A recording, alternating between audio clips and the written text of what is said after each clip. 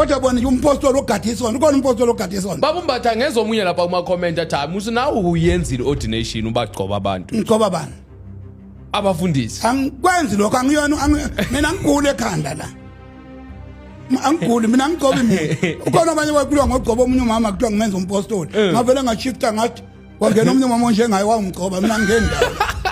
ngoba umpostoli akagcotshwa onjani lo mama wayethi ngizomgcoba umpostoli ngeke ngiphambane eBhayibheli ngiliphethe mina ngavele ngathi hey leyo ngayahamba nga-attenda ngaba khona ngoba ngeke kumenzela ukuthi umuntu entweni yakhe isonto into yomuntu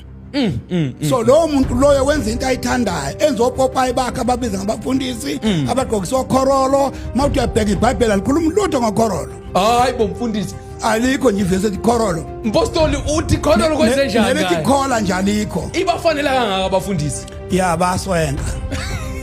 umswenko wabo wewe lokho ya umswenko ya right kodwa nje ayenzi lutho ekholweni no angithi uthwasela isiboshwa sika Kristu ngokhorolo nange siphambayo phela ukhorolo nephambano into zamaRoma